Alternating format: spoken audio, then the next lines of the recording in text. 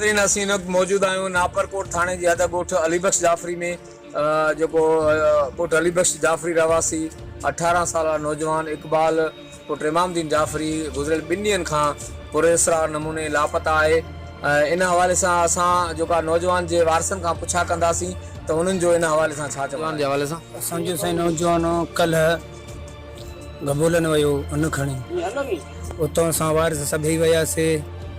राति जो असांखे ख़बर पइजी पुलिस ॾांहुं हेॾां होॾां SP DSP ऐं हद वारे थाननि खे अपील आहे त असांजो जल्द मोटे। ॾींहं जो 10 बजे 11 हितां वियो निकिरी अन जो पूरो साण अथसि। गबोलन वियो हुते दुकान ते अन बि ॾिनई, दुकान वारा चवनि था त अन बि ॾिनई असांखे 2200 रुपया थियसि। पैसा ॾिनासीं, ॻोरो बि उते ॾसनि था त हिते रखियलु अथसि। पोइ वरी वधीक असांखे रिपोर्ट नथा ॾियनि त काॾे इहो या कहिनि या दुकान ताईं पहुता। पुलिस ते राति असां वियासीं, पुलिस असांजी मदद कान कयो। हिते हिन टाइम ताणी पुलिस असां वटि आयो ई कोन। असां पाण भॼी वियासीं, सुबुह बि असां सां मदद नथो करे।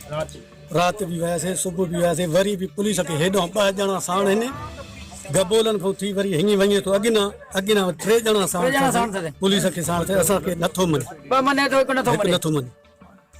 अच्छा, तव्हां छा सम्झो था छोकिरो पुलिस खणी गुम कयो आहे या अगवा थी वियो आहे? साईं ख़बर ई नथो पए। असांखे पुलिस खणी हेॾो 2 साण अथसि, माण्हू चवनि था अॻियां 3 साण अथसि।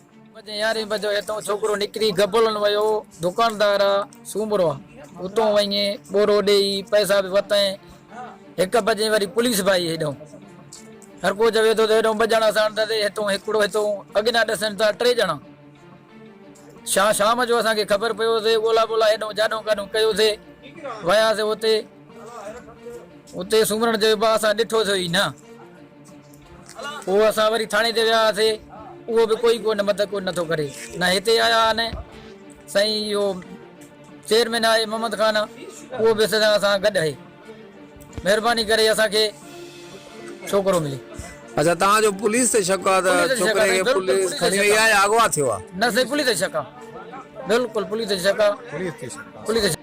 इतिहाद जे हिसाब सां असांजो चेयरमैन एडवोकेट मोहम्मद ख़ान साहब और सदर हाजी रबनवाज़ साहब और जनरल सेक्रेटरी मरकज़ AD साहब, वाइस चेयरमैन गुल हसन ख़ान ऐं हाजी अली हसन साहब, सभु जेके असांजा आल जाफ़री ताज जा अॻुवान आहिनि, उहे पंहिंजे हिसाब सां असां राब्तो कयोसीं SH साहब सां राति बि, ऐं हाणे बि SSP साहब सां अॼु मुलाक़ात थी आहे। चेयरमैन साहब जो इंशाअल्लाह SSP साहब यकीन ॾिनी आहे त तव्हांजो असां नौजवान बाज़ियाब कराईंदासीं।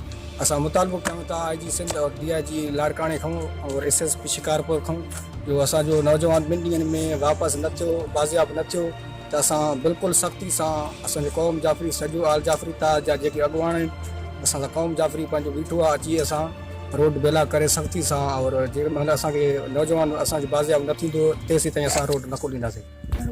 जी नाज़रीन, नौजवान जे वारसनि जो चवणु आहे त असांजो नौजवान काल्ह सुबुह जो जेको आहे त अन खणी हितां गबोलन वियो कंहिं जेको आहे त ख़रीदो फ़रोख़्त जे सिलसिले में, ऐं वापसि न आयो। असीं तमामु तर जेको आहे त पंहिंजे इलाइक़े में ॻोल्हा बावजूद नौजवान जो पतो न पियो, पर असांखे कुझु शाइदियूं मिलियूं आहिनि त पुलिस जेको आहे त नौजवान खे खंबे खणी गुम करे छॾियो आहे। ऐं कुझु ॻोठाणनि जो इहो बि चवणु आहे त जेकॾहिं असांजो नौजवान अगवा थियो आहे त हुन DIG लाड़काणे, SSP शिकारपुर ऐं ॿियनि वसवारनि खां अपील कई त असांजे नौजवान खे जल्द बाज़ियाब करायो वञे। ॿी सूरत में असीं जेको आहे त सुजरा लाड़ो वटि इंडस हाईवे ब्लॉक करे रोड ते धरणो हणंदासीं। कैमरामैन टीम सां गॾु Javed Usman Bijani, JTN web news, Karampur.